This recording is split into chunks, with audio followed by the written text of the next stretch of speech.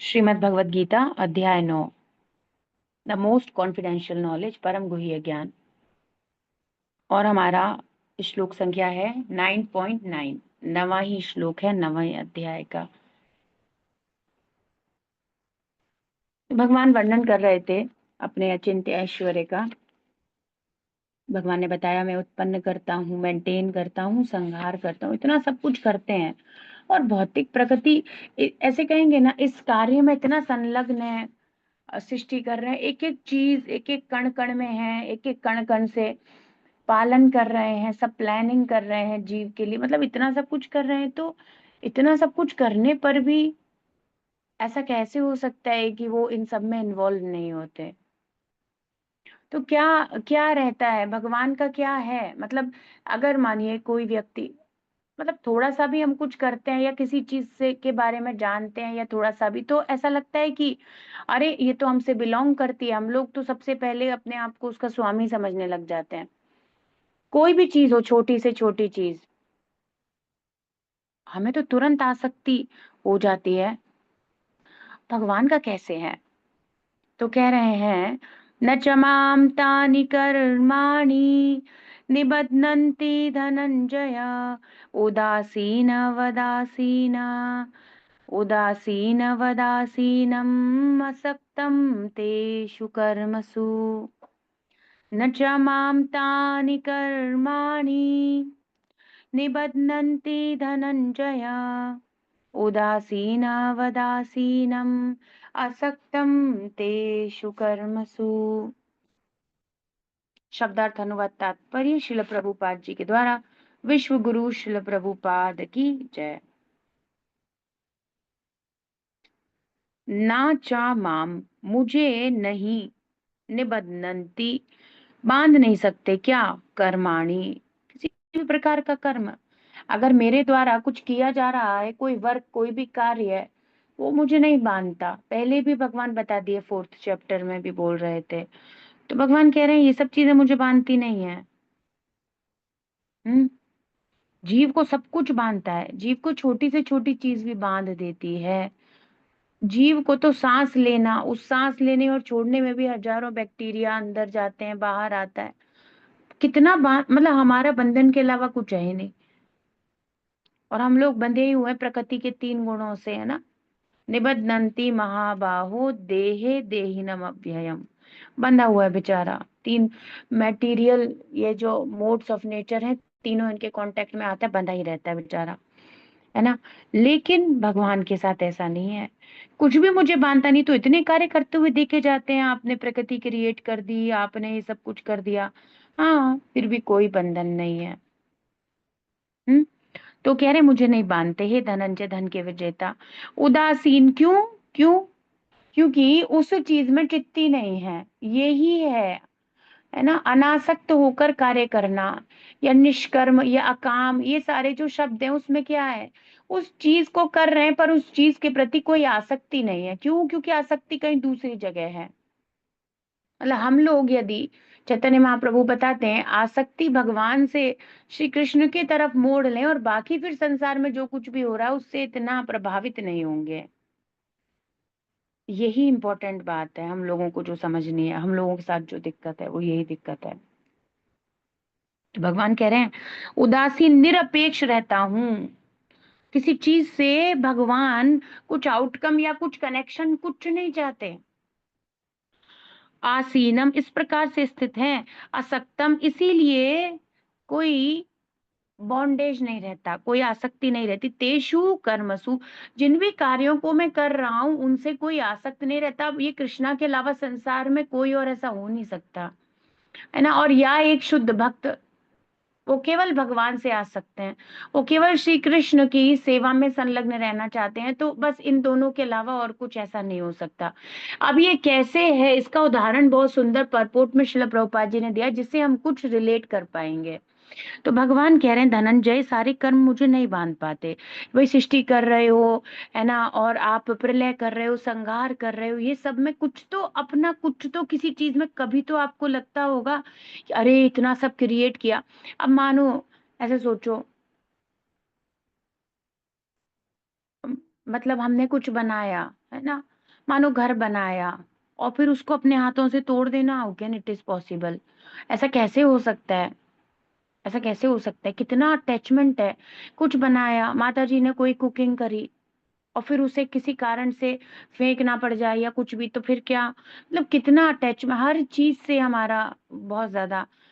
जो भी चीज़, और जिसमें मनुष्य का कुछ थोड़ा-सा भी कुछ इन्वॉल्वमेंट हो गया, वो उस चीज़ से इतना अटैच हो जाता है, और यही तो अटैचमेंट हम हर जगह देख रहे हैं। हर चीज़ में अटैचमेंट, हर चीज़ में अटैचमेंट, और सीवियर यही हमारे दुःख का कारण बन जाता है। और भगवान कह रहे हैं मुझे कुछ नहीं बाँधता, क्योंकि मैं उदासीन की भाँति इन सारे भौतिक कर्मों से सदैव विरक्त रहता हूँ। अलग रहते हैं, बिल्कुल अलग, सेपरेट एकदम।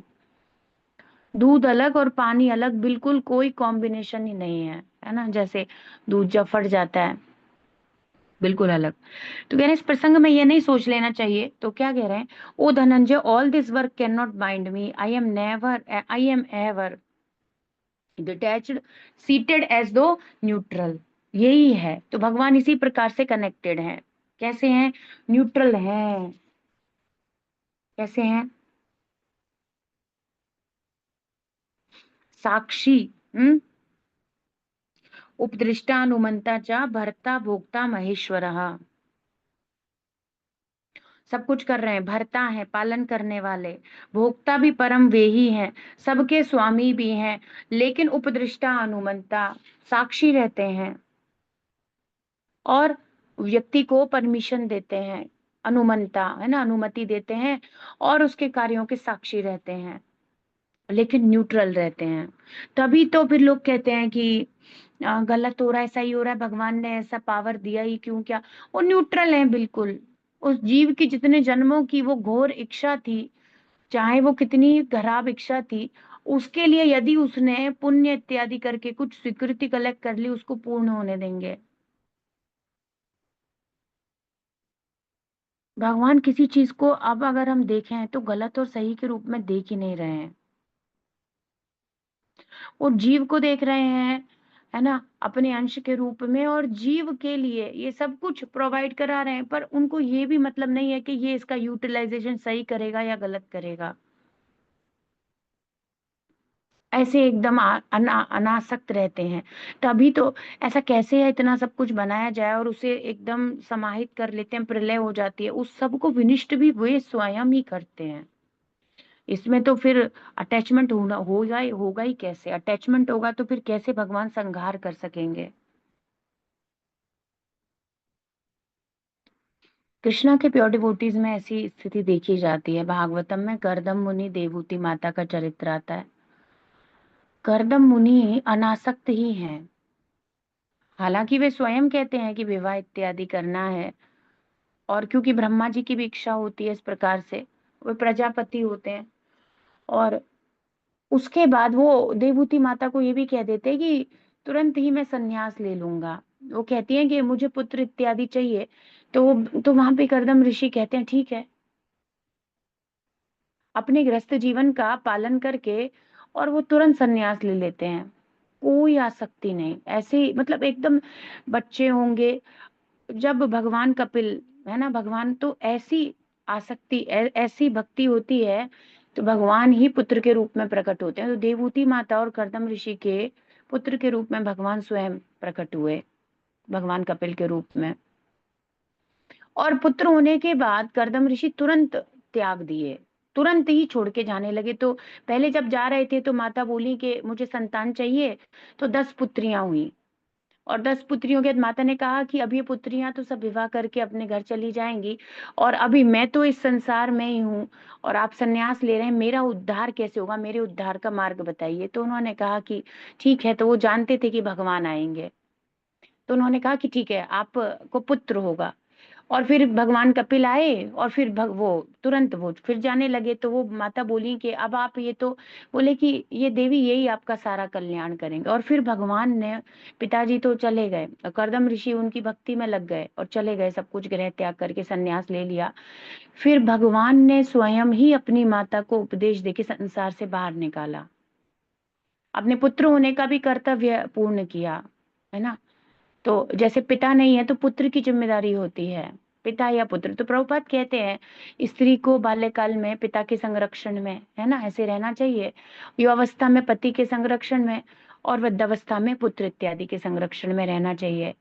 तो भगवान स्वयं जिम्मेदारी लिए, और इस प्रकार के तो पुत्र, मतलब भगवान स्वयं उपदेश दे रहे हैं, भक्ति योग का परम उपदेश देकर के भगवान अपनी माता को, अब वो माता के लिए दे रहे हैं पर सभी जीवों के लिए दिया गया है। अभी थर्ड कैंटो के लास्ट के चैप्टर में हम पढ़ेंगे, एकदम ब्रिलियंट, इतना सुंदर, उसमें एवरीथिंग इज देयर। वो लास्ट के जो चैप्टर है, देवहूति माता, कर्दम ऋषि, भगवान का प्रकट होना, और ये सब बहुत सुंदर, सारा विज्ञान, भगवत विज्ञान पूरा एक एक चीज को एक्सप्लेन कर दिए हैं, प्रकृति के बारे में, मतलब आप, मतलब कुछ भी चाहिए वहां सब कुछ दिया हुआ है, एवरीथिंग इज देयर। तो जब कर्दम ऋषि भगवान को एकमात्र, है ना, स्वीकार कर लिए, तो भगवान उनकी जिम्मेदारी पूर्ण कर लिए, देवहूति माता के कल्याण के लिए भगवान स्वयं आ गए। इस प्रकार की भक्ति और ऐसा अनासक्त भाव, और गृहस्थ जीवन में रहे कर्दम ऋषि, कोई आसक्ति नहीं। एक रत्ती, एक बार तो सोचते होंगे व्यक्ति, एक बार तो कोई भी व्यक्ति सोचेगा मेरा घर है, अभी तो मेरे पुत्र हुआ है, कोई आसक्ति नहीं।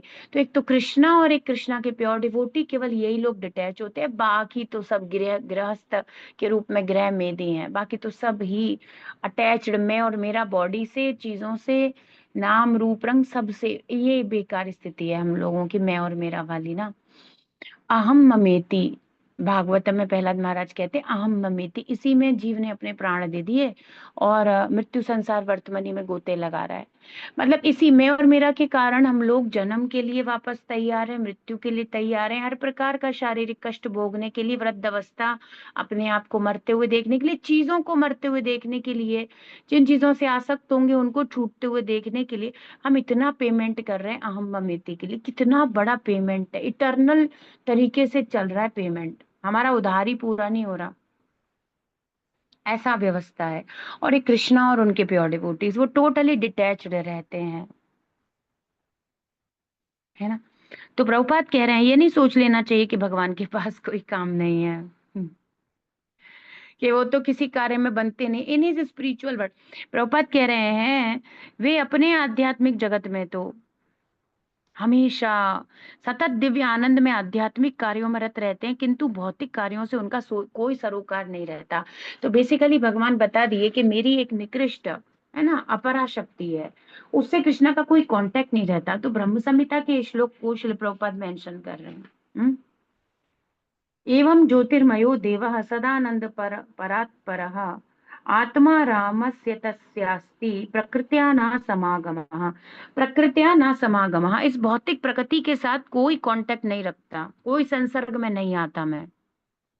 आत्मा रामस्य, वो परम अपने दिव्य आनंद सच्चिदानंद परमात्मना परम तत्व हैं, वे इस भौतिक निकृष्ट प्रकृति के साथ कोई कांटेक्ट नहीं रखते। तो यहाँ की जो भी चीजें क्रिएटेड मटेरियल वर्ल्ड, जीवों के शरीर, ये सब, इन सब से कृष्णा को कोई अर्थ नहीं है। फिर किसी चीज से कुछ तो होगा, कर तो रहे ही हैं, प्रकृति का सृष्टि इत्यादि तो एक ही बात है ना। भगवान कह रहे हैं यदि उसके हृदय में भक्ति उत्पन्न हो जाती है, एक्चुअली ऐसे मानो कि कुछ जैसे हमें ना अल्ट्रा रेज वगैरह नहीं दिखती, है ना, अल्ट्रा रेज हमारा एक है विवग्योर दिखता है, उसके बाद का हमें कुछ दिखता नहीं है। ऐसे कृष्णा का है, डिवोशन दिखता है और कुछ उनको दिखता नहीं है, सीधी सी बात है। तो जब वही जीव कितने रूप रंग नाम कुछ भी धारण कर ले, उन सब से प्रभु को फर्क नहीं पड़ता। पर जब वो देखते हैं इसके इसके हृदय में वो भक्ति का वो जो है ना, यस्वानुभावम अखिल श्रुति सारमेकम, हाँ, वो आध्यात्म दीपक जल जाता है। जब कोई भक्ति की लौ उसके हृदय में प्रज्वलित होती है ना, तो वो विवग्योर में आता है। मतलब बेसिकली कृष्णा के लिए कोई विवग्योर नहीं है, बेसिकली कहने का अर्थ है, तो वो कृष्ण के नोटिस में आता है, तब भगवान देखते हैं। अच्छा, हरे कृष्णा करना शुरू कर दिया है, अरे जैसे ही हरे कृष्णा उच्चारण शुरू होता है तो भगवान को वो विजिबल हो गया, अदरवाइज कुछ भी विजिबल नहीं है इस संसार में। कृष्णा किसी चीज को नहीं देख रहे, ऐसे सब देख रहे हैं मतलब, पर किसी चीज के प्रति उनका ध्यान नहीं जा रहा। वो सब कुछ कर रहे हैं पर वो नोटिस किसी को भी नहीं कर रहे। अब लोग ये सोच रहे हैं हम सुंदर लग के मंदिर जाएंगे या हम कुछ और ऐसे एक्स्ट्रा ऑर्डिनरी कार्य करेंगे, वो बेसिकली कृष्णा अट्रैक्ट नहीं हो रहे हैं। तो फिर वो क्या है, भौतिक लेवल का हो गया सब कुछ। कोई भी मानसिकता ले लो आप, है ना। आजकल के बच्चे ड्रेसिंग सेंस वगैरह कुछ नहीं जानते, कुछ भी स्थिति नहीं जानते, एंड दे आर थिंकिंग हम ये करेंगे या ऐसे।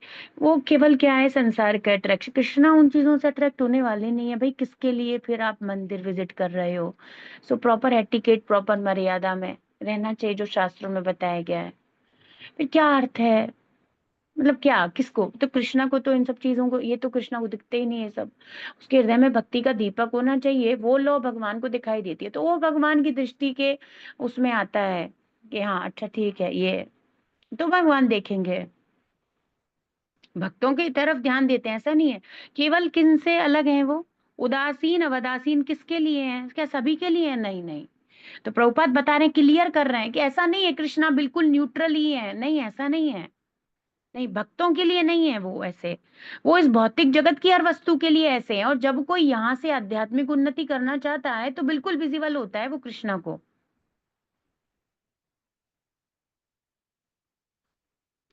फिर क्या अर्थ है?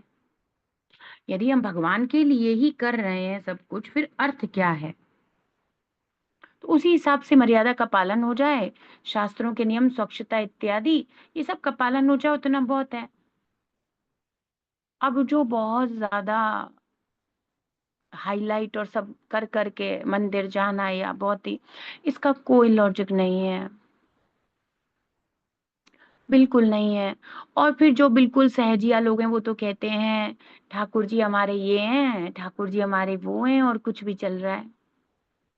ठाकुर जी रत्ती भर नहीं देख रहे आपको, ना देखने वाले। तो भक्ति को देखते हैं जो हृदय में होती है, करो कुछ भी। सो क्या होगा, धीरे धीरे उन्हीं से खुद ही फंस जाता है व्यक्ति। बस अपना ही पतन करा सकते हैं, और कुछ नहीं होगा उससे। तो कृष्ण के लिए करना है तो फिर हरे कृष्णा अच्छे से चैंट करना है। भगवत विज्ञान, जो साधना भक्ति प्रभुपाद ने बताया है, विधि भक्ति, इसको अच्छे से परफॉर्म, एक्चुअली ये देखते हैं वो, मेरी मंगला आरती टाइम से करी कि नहीं, है ना। अच्छे से वैसे ही 7 टाइम करा कि नहीं, जैसा मैंने बताया है, जैसा शास्त्रों में बताया है, नारद जी ने, नारद नारद पंचरात्र में बताया है। Are you performing on that? वो सब कर रहे हो? अदरवाइज नहीं देखते, कुछ अर्थ नहीं है। उनको तो वो भक्ति का प्रकाश दिखाई देता है, अदरवाइज वो कह रहे कुछ नहीं देखते कृष्णा। तो भौतिक जगत के ये प्रलोभन, ये सब कुछ से भगवान को कुछ अर्थ नहीं है।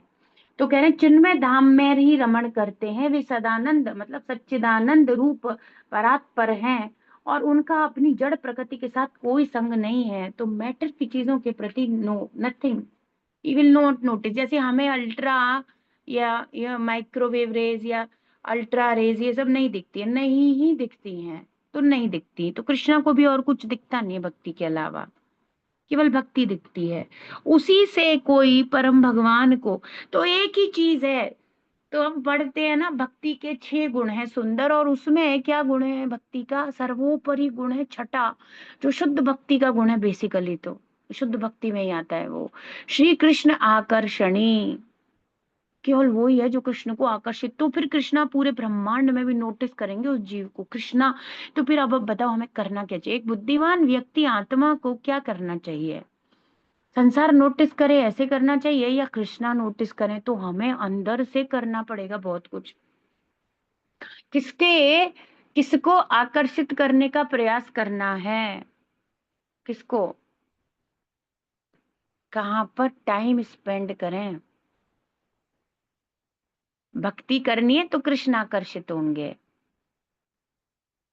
कृष्णा को ही आकर्षित। ये ही सुंदर बात, और यही बात को भक्ति सिद्धांत सरस्वती ठाकुर प्रभुपाद बोले कि भगवान को देखने का भी इतना प्रयास मत करो, सेवा इस प्रकार से संपन्न करो, कृष्ण की लविंग डिवोशनल सर्विस में इस प्रकार से संलग्न रहो। देखने का, दिखाने का ज्यादा लॉजिक नहीं है भक्ति में। इस प्रकार से अपनी भक्ति में तत्परता के साथ, है ना, संलग्न रहो कि भगवान आपको देखना चाहें।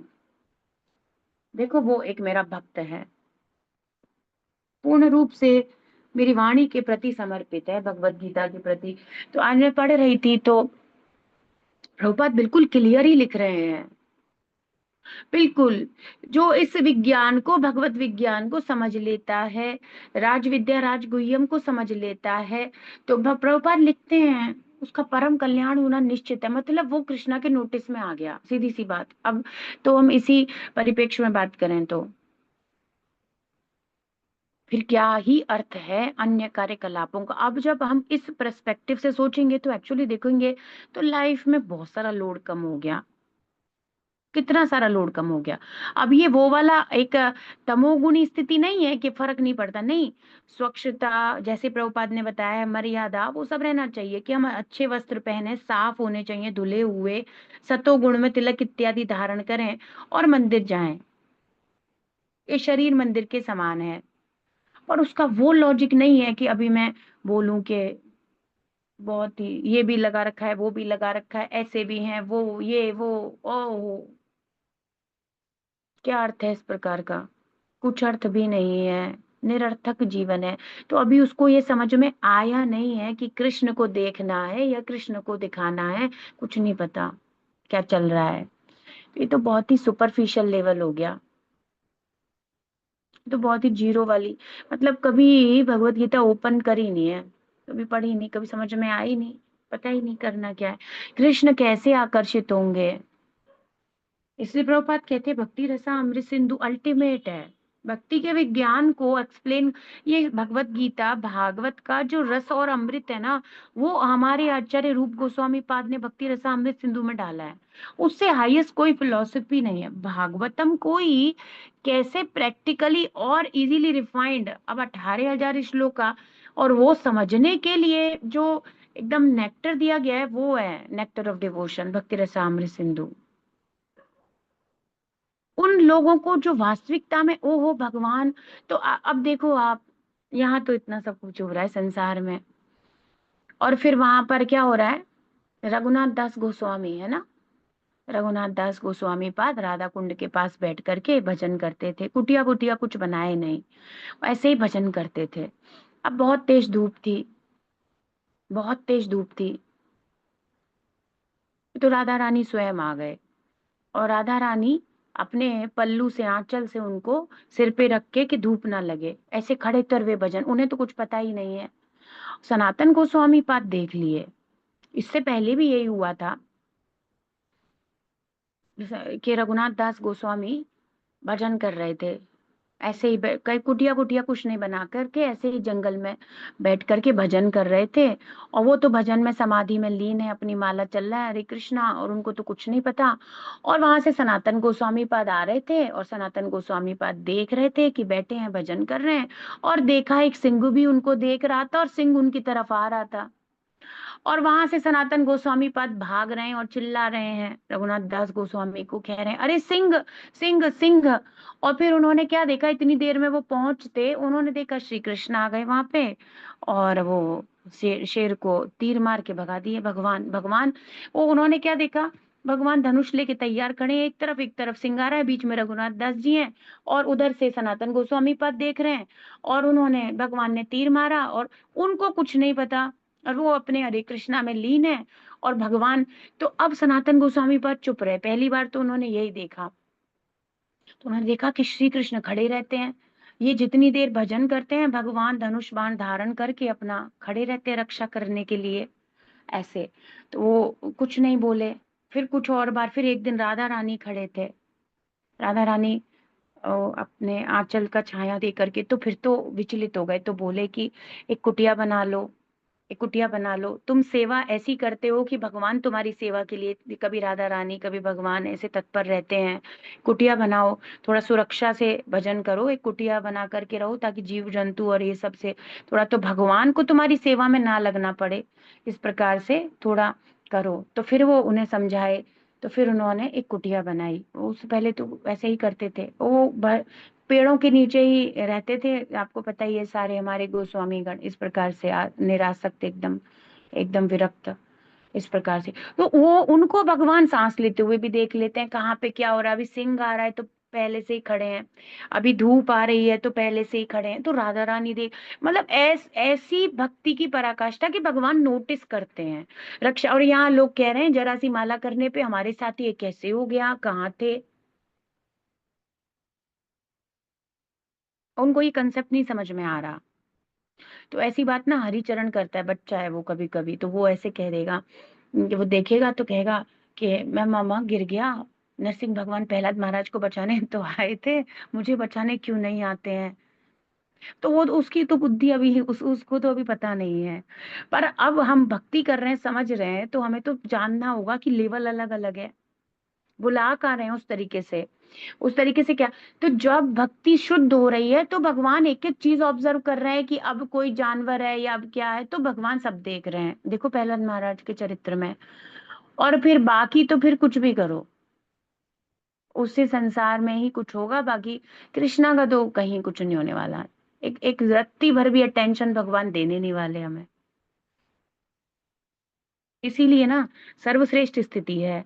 सेवा में हमेशा संलग्न रहें, अपना प्यूरिफिकेशन अपनी भक्ति गुरु के मार्गदर्शन में करते रहें, आगे बढ़ते रहें। संसार में ठीक है जैसा चल रहा है चलने दें, मतलब ठीक है। उसकी तरफ इतना ध्यान देने की ज़रूरत नहीं है, कहने का अर्थ ये है। तो ऐसे लोगों को नोटिस करते हैं। अब बताओ, अब भाई क्या बोलूँ? और चीज़ों को करेंगे नहीं कभी भी, ना तो धन को कर रहे हैं आपके, ना आपकी कुछ और वस्त्रों को, ना आपने कितना डोनेशन दिया या किसी भी चीज़ को कर नहीं रहे कृष्णा नोटिस, करते ही नहीं है वो। उस वेवलेंथ में ही नहीं आता ना, होगा कहाँ से? तो ऐसा ही है, जैसे हमारी आँखों से हमें बहुत सारी चीज़ें दिखती नहीं है ना? ऐसे वो जाता ही नहीं है। तो प्रभुपाद कह रहे हैं कि सतत दिव्य आनंद में आध्यात्मिक कार्यों में रत रहते हैं, किंतु उन भौतिक कार्यों से उनका कोई सरोकार नहीं रहता। यहाँ से ज़्यादा मतलब नहीं रखेंगे वे। तो सारे भौतिक कार्य उनकी विभिन्न शक्तियों द्वारा संपन्न होते रहते हैं। यहाँ काम चल रहा है, प्राइम मिनिस्टर ने ऑर्डर निकाल दिया बिल्डिंग बनानी है, बिल्डिंग बनेगी क्योंकि प्राइम मिनिस्टर का ऑर्डर है। अब प्राइम मिनिस्टर देखे, नहीं देखे कोई मतलब नहीं है। और ये ऐसे हैं भगवान कि भगवान आध्यात्मिक जगत में ही यहाँ इतना वो नहीं है। ये सब करना है, सब करना है, जीव के कल्याण के बारे में करते हैं वे सब कुछ। और उसमें किसी प्रकार का आउटकम का कोई एक्सपेक्टेशंस नहीं है। ऐसा नहीं है कि ये, इसीलिए तो अनादिकाल से हम लोग चल रहे हैं और भगवान कहते हैं ठीक है कोई दिक्कत नहीं, अनंत समय है, जब तुम आना चाहो, जब तुम मेरी तरफ मुख करके मुड़ना चाहो और इस भौतिक संसार के फलों को छोड़ना चाहो तो ठीक है, बढ़िया है। अपने मित्र है ना, दो पक्षी एक ही पेड़ पर बैठे हैं तो भी अपने मित्र की तरफ, तो ठीक है। तो कह रहे हैं इस उदासीनता को यहाँ पर उदासीन वत कहा गया है। यद्यपि छोटे से छोटे भौतिक कार्य का नियंत्रण वे ही करते हैं, किंतु उदासीन वत रहते हैं, बिल्कुल उसमें लिप्त नहीं होते, कर रहे हैं सब कुछ। पर नो, अब ये हम समझ ही नहीं सकते, करने पर तो होता ही है। अगर एक सिंपल भी आपने कुछ, जैसे मानो कोई रेसिपी बनाई सिंपल भी, तो करने पर अटैचमेंट 100% ये जानने का रहेगा, चाहे कोई और से भी ना पूछा जाए कि बनी कैसी है, कुछ तो अटैचमेंट होगा उससे। और इतना सब बनाने पकाने सब कुछ करने के बाद, खिलाने, सब पोषण सब करने के बाद कृष्णा को कुछ मतलब नहीं। और फिर जब भी तो लोग कह रहे हैं ऐसा है वैसा है, अपने अपने वो पता नहीं अपने आप को क्या महान समझते हैं, वो कमेंट देते हैं भगवान को। मैंने तो ऐसा किया था, फिर वो रोते ही रहते हैं, वो रोने के लिए ही बने हैं। कुछ लोग रोने के लिए ही बने हैं। एक्चुअली जीव जब तक रोता ही रहेगा, जब तक वो भगवान की महिमा नहीं समझेगा, वो रोएगा ही। एक बच्चा अपनी माता के प्रेम के बिना रोएगा, असहाय, और वास्तविकता में असहाय है। वो बच्चा जिद करे कुछ करे, वो माँ के बिना सुखी हो नहीं सकता। ऐसे ही हम लोग यहाँ रोएंगे ही जब तक हम भगवान की भक्ति में पूरी तरह संलग्न नहीं हो जाते। हम रोते ही रहेंगे, कभी झुंझुने के लिए, कभी चॉकलेट के लिए, ऐसी सांसारिक चीजों के लिए रो रहे हैं। माता भी ज्यादा परवाह नहीं करती, माता कहती है रोता रहे, इन्हीं चीजों के लिए रोता रहता है। उसे अपने भी तो काम करने हैं। फिर क्या होती है, मदर्स बिठा देती हैं, कुछ खिलौने रख देती हैं, ठीक है मेरे को बहुत काम है रसोई में, करते रहो तुम्हारा अपना, इन्हीं से थोड़ा बहुत खेलेगा और फिर रोएगा, और फिर खेलेगा फिर रोएगा। फिर माता आती नहीं है, उसको अपने भी तो काम है, थोड़ी पूरे दिन गोदी में लेके बैठी रहेगी, ऐसा थोड़ी होगा। हाँ, पर भगवान तो पूरे दिन प्रहलाद महाराज को आराम से लेकर के बैठ भी सकते, कोई दिक्कत नहीं है कृष्णा को। तो इतना प्रेम होना चाहिए। तो माता जानती है झुंझुने से काम चल रहा है, so what is the need, मुझे आने की क्या जरूरत है, he is happy with the plastic. ऐसे ही हम मेटीरियल वर्ड से हैप्पी हैं, सो कृष्णा कहते बढ़िया चलते रहो। तो भगवान के ही नाम पे सच में कुछ बातें कभी कभी इरिटेट कर जाती हैं। भगवान के नाम पे लोगों की अपनी भौतिक भोगों की इच्छाएं और पूर्ति चल रही हैं, और कृष्णा कहते हैं बहुत बढ़िया है, ठीक है ठीक है। फिर जब वो काफी समय हो जाए, मानो मदर बहुत लंबे समय तक आए ही नहीं, अब तो माँ ही चाहिए, ऐसा समझे कि अब खिलौनों से काम चल नहीं रहा, अपना रियल ही चाहिए, वो गोदी में उठाएंगी, प्रेम करेंगी, वो ही चाहिए, वो वात्सल्य चाहिए।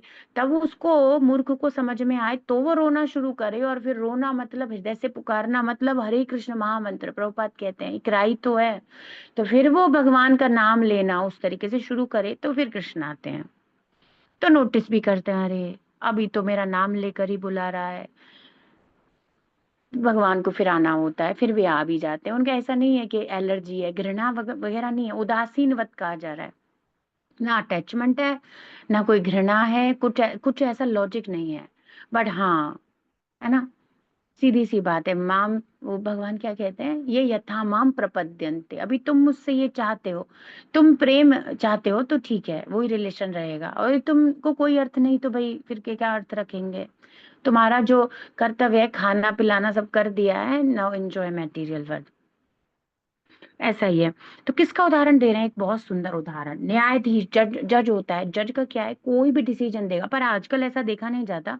देखो एक आइडियल सिचुएशन जज की बात कर रहे हैं, जो क्या निर्णय देना है उसमें इन्वॉल्व नहीं होते, बस उनका कार्य है तो वो निर्णय देते हैं। अगर गलत किया है तो दोषी है तो सजा मिलेगी, और अगर गलत नहीं किया, निर्दोष है तो सजा नहीं मिलेगी, केवल जज की कुर्सी पे बैठकर। अब किसी को फांसी देने में उन्हें दुख नहीं होता है, और ना तो कहते इतने घोर नरक क्यों बनाए तुम्हारे भगवान ने, उसके कर्मों के अनुसार। उसमें वो लाइट तो है नहीं जो दिखे चमके कि इसकी तरफ देखा जाए, बाकी फिर माया देवी से कह रखा है ये कर्म है तो ऐसा दंड होना ही चाहिए, विधान है ये तो। भाई तुमने किसी को खाया है, फिर तुम्हारे को भी नरक में ऐसे ही काटा जाएगा, तो फिर ये तो चलेगा, फिर इसमें क्या। तो फिर इतने घोर नरक क्यों बनाए, इसीलिए बनाए हैं। आप यहाँ पर अपने आप को स्वामी या भगवान या बहुत उच्च स्थिति में मनुष्य शरीर प्राप्त करके समझ के निर्दोष प्राणियों की हत्या करोगे, भक्षण करोगे उनका, फिर कृष्णा कहेंगे अन्य खाद्यान्न ये भी तो बनाया था, तुमको ये दिखा नहीं क्या। और वास्तविकता में शरीर को चलाने के लिए रिक्वायरमेंट में कितना मनुष्य खाना चाहता है भाई, कितना चाहिए, आखिर चाहिए कितना, कितना चाहिए, 4 रोटी हो सकता है किसी का, मतलब क्या अल्टीमेट फिर कितना होना चाहिए, मानो 10, ठीक है। फिर क्या, फिर जीव को खाने की क्या जरूरत है, वाई यू आर ईटिंग। अब उसको क्यों खा रहे हो, जो भगवान ने दिया है, जो भगवान ने प्रोवाइड किया है, जो विधान बनाया है, ये ठीक है, बस ऐसे चलो ना।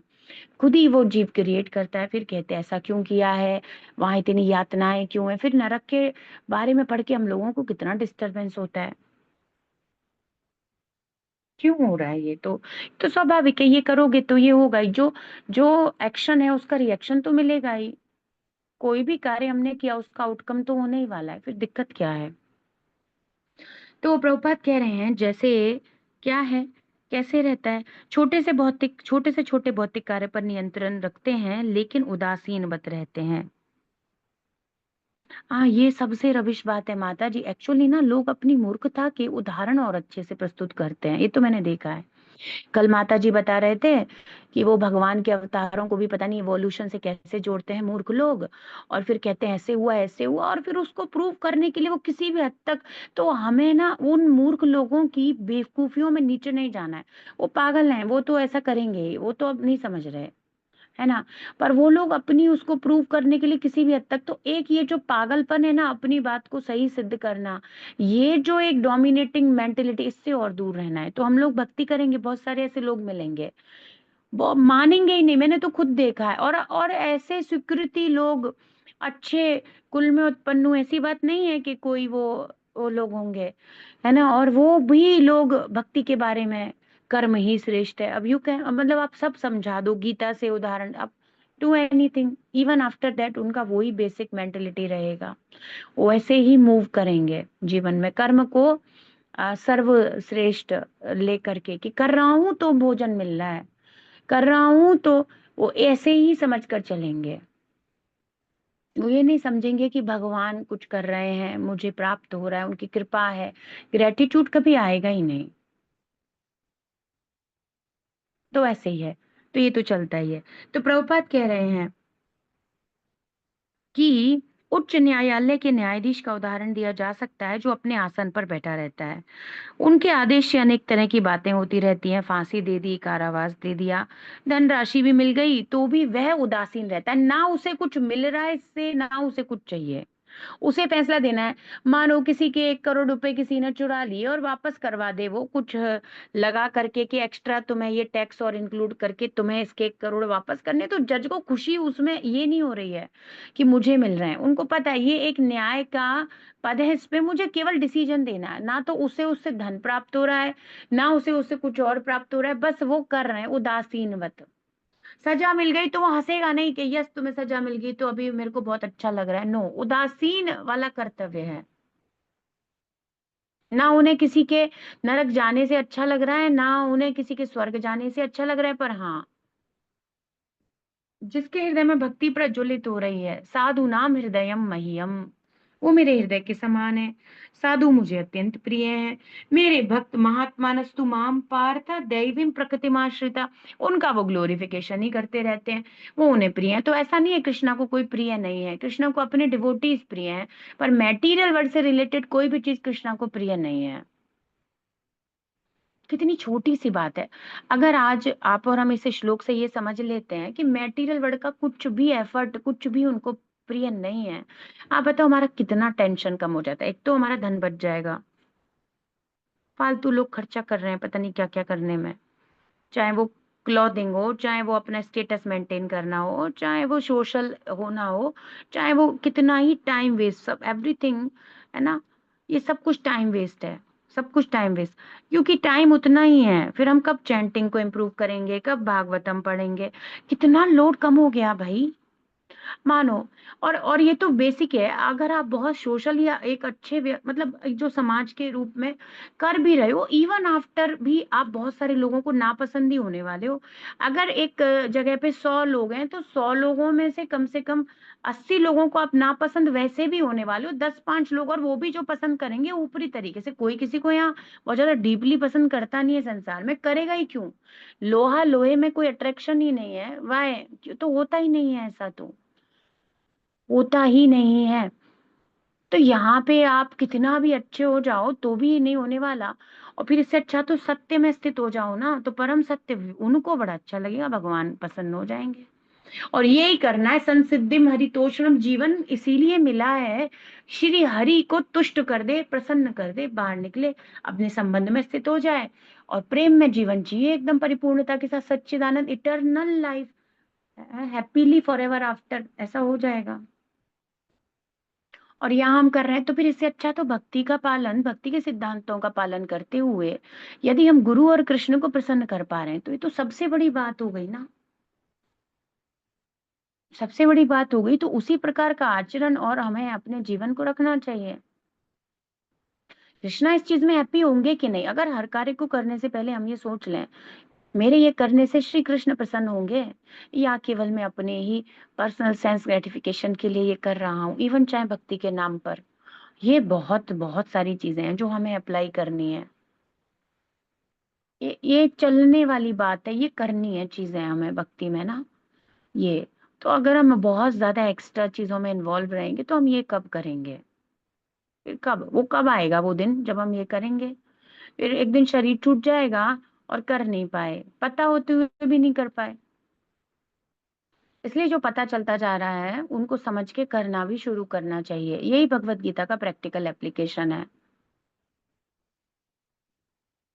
अगली बार होगी तब देखेंगे, जब अगली बार वापस ये 5 6 साल बाद हम दोबारा पढ़ेंगे। नहीं, ऐसा नहीं होगा।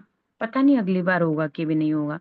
तो प्रभुपाद कह रहे हैं सजा दे दे कुछ भी कर दे वो उदासीन रहता है, उसे इस हानि लाभ से कोई लेना देना नहीं है। उदासीन वत, वत का अर्थ समझ रहे हैं ना, उदासीन जैसा। नरवत लीला करते हैं, मनुष्य के जैसी लीला करते हैं। वो लीला मनुष्य जैसी होती नहीं है, लगती ह्यूमन जैसी है। विवाह करना, ग्रस्त जीवन में जाना, मनुष्य जैसा लग रहा है, पर उनका कुछ भी मनुष्य जैसा नहीं है। ऐसे ही उदासीन वत वो है नहीं, इन द सेंस वो मटेरियल वर्ड के लिए वैसे लगते हैं, पर अपने डिवोटीज के लिए तो वो, फिर वो तो तीर लेके खड़े हैं, फिर वो तो छांव कर देंगे, फिर वो तो सब देखते हैं, फिर वो डिजायर करी तो वो तो खीर भी ले आते हैं, फिर वो दूध ले आते हैं, बिल्व मंगल ठाकुर के लिए कुछ खाया नहीं है इन्होंने, फिर वो तो सब कुछ करते हैं। इसीलिए कृष्णा वहां पे रूप गोस्वामी पाद लिखते हैं भक्ति रसामृत सिंधु में, अपनी भक्ति देते नहीं है, देते ही नहीं है, very rare to get devotional service, देते ही नहीं है। क्यों? क्यों नहीं देते? गुण है वहां पर, क्यों नहीं देते? इसी नहीं देते, बंधना पड़ता है, भगवान को बंधना पड़ जाता है फिर उसके साथ, फिर वो कृष्णा को उसके साथ बहुत ज्यादा एफर्ट करने पड़ जाएंगे, भगवान को उनके साथ बहुत बंधना पड़ जाता है। तो नारद जी युधिष्ठिर महाराज से कहते हैं कि आप पांडवों से श्रेष्ठ किसका सौभाग्य है, यही उदाहरण देते हैं रूप गोस्वामी पाद। कहते हैं कि आपके हर कार्य में भगवान बंधे ही हुए हैं। आपका आ, आपका कुछ हो रहा है, आपको जंगल भेज दिया, वहां पहुंच गए भैया, वो दुर्वासा आ गए अपने 1000 शिष्यों को लेकर, कृष्णा पहले पहुंच गए, मतलब कितना बंधे हुए हैं। वो हस्तिनापुर को छोड़कर जाते ही नहीं है, ये आपका इंद्रप्रस्थ हो गया बाद में, वो आपके साथ ही बंधे रहते हैं, इतना ज्यादा आपको उनका वात्सल्य, इतना प्रेम प्राप्त है। आपके समान किसकी स्थिति है? आप इतनी अच्छी स्थिति में कि सुप्रीम पर्सनैलिटी ऑफ गॉडेड हमेशा आपके साथ, सोना खाना पीना हर चीज में भगवान है, इतना प्रेम। तो कह रहे हैं इसीलिए भक्ति देते नहीं युधिष्ठिर महाराज। और कृष्णा को बहुत इन्वॉल्व होना पड़ता है। अभी क्या है, खिलौना, अब भगवान को पर्सनल टाइम देना पड़ेगा, रोएगा तो गोदी में बिठाना पड़ेगा, प्रेम करना पड़ेगा, है ना? ऐसे तो फिर माता को भी बहुत अफेक्शनेट, ये सब। और फिर वो खिलौने से खेल रहा है तो ठीक है, ठीक है, मैं भी अपने काम कर लेती हूँ, और ये बिजी ही है। तो वेदांत सूत्र में ये कहा गया है, वैषम्य नैर गृण्ये, गृण्ये न, वे इस जगत के द्वंद्वों में स्थित नहीं है, इन सबसे अलग रहते हैं। द्वंद्व मतलब क्या विषय में प्रभुपाद कह रहे हैं, किसी जीव का जन्म लेना, किसी जीव का मरना, उसके कर्म में ये था तो वो हो जाना, इन सब चीजों से मतलब नहीं रखते वो, है ना? पर उस एक रत्ती भर के लैंप ऑफरिंग को भी नोट कर लेंगे, नेहा विक्रम नाशो अस्ति प्रत्यवायो न विद्यते, सो अल्पम अप्यस्य धर्मस्य त्रायते महतो भयात्, then he will protect devotees. तो वो एकदम भयंकर भय से, भयंकर महान भय से रक्षा कर लेंगे। वो एक आपका लैंप ऑफर किया हुआ भगवान वो भी नोट कर लेंगे, बारीकी की बात की जाए तो भगवान वो भी नोट कर लेंगे, इसने मुझे दीपक अर्पित किया था, है ना भाई, कार्तिक आने ही वाला है। और वो जो सत्यभामा भगवान को प्राप्त करी तो वे पूछ रही थी, तो कथा ही आती है, तो वे ब्राह्मणी थी, और वे कार्तिक व्रत का पालन करी, सुबह स्नान करती थी ठंडे ही जल में, और इस प्रकार से भगवान को दीपक अर्पित करना, भगवान की सेवा, है ना? और उनके पति का शरीर छूट गया था, ब्राह्मणी थी, अकेले पिता भी छूट गया, अकेली थी, झोंपड़ी में रह के दिन रात श्री कृष्ण की सेवा करती थी। कार्तिक व्रत का पालन जब उन्होंने किया, और फिर एक दिन सुबह स्नान कर रही थी, बहुत ही ठंडा जल था, थोड़ी ठंड हो ही जाती है, नदी का और भी ठंडा रहता है, शरीर छूट गया, और फिर वो भगवत धाम प्राप्त कर ली, और फिर वो सत्यभामा बन गई। तो भगवान वो भी याद रख लिए, तो इतनी छोटी छोटी चीजें भी याद रख लेते हैं, और यहाँ लोग बड़ी बिल्डिंग पुल बना लें, हवाई जहाज बना लें, वो कृष्णा नोटिस ही नहीं करते। साफ करना है वो सबको एक साथ साफ कर देंगे, ऐसे है। तो इन द्वंद्वों से मुक्त रहते हैं का अर्थ है, भौतिक जगत में सुख हो रहा है, दुख हो रहा है, प्रलय आ रही है, उससे कृष्णा को फर्क नहीं पड़ता। सारे जीव अपने पूर्व कर्म के अनुसार विभिन्न योनियों को ग्रहण करते रहते हैं, ना इस सृष्टि की आसक्ति, मतलब सृष्टि की, इस जगत की सृष्टि में आ सकती है, ना प्रलय में आ सकती है। जो कुछ भी है इन द्वंद्वों में वो इन्वॉल्व नहीं होते, उनके लिए क्रिएट करना डिस्ट्रॉय करना सेम है। और भगवान इनमें कोई व्यवधान भी नहीं डालते, जस्ट कंटिन्यू करते रहो, चलो चलो कंटिन्यू करते रहो, करते रहो। भूतवा भूतवा प्रलीयते मृत्यु संसार वर्तमनी, ये चलने दो, कोई दिक्कत नहीं है, इन सब से कोई मतलब नहीं है, बहुत अच्छे से हो रहा है, चलने दो। कब तक चलने दो? अनंत समय तक। कब से चल रहा है? अनंत समय से। कब तक चलेगा? अनंत समय, हमेशा चलेगा, हमेशा चलेगा, नो प्रॉब्लम। और अगर किसी ने भक्ति करी तो तो भगवान बाहर निकाल लेते हैं, तेषामहं समुद्धर्ता मृत्यु संसार सागरा, तब मैं बाहर निकाल लेता हूँ। मयि आवेशित चेतसाम, जिसकी बुद्धि, जिसकी चेतना मुझ में आवेशित हो जाती है, जो मुझसे कनेक्ट हो जाता है, देन उसके लिए सब एफर्ट करते हैं। तो फिर गजेंद्र को निकाल लिए, द्रौपदी महारानी को, फिर वो सबको निकाल लेते, प्रहलाद महाराज को, ध्रुव महाराज को, तो वो सब करेंगे। कितना सुंदर श्लोका है और कितना सुंदर परपोर्ट शिला प्रभुपाद जी दिए हैं। श्रीमद् भगवत गीता भगवत वाणी की जय। विश्व गुरु शिला प्रभुपाद की जय। श्री श्री राधा वृंदावन चंद्र भगवान की जय।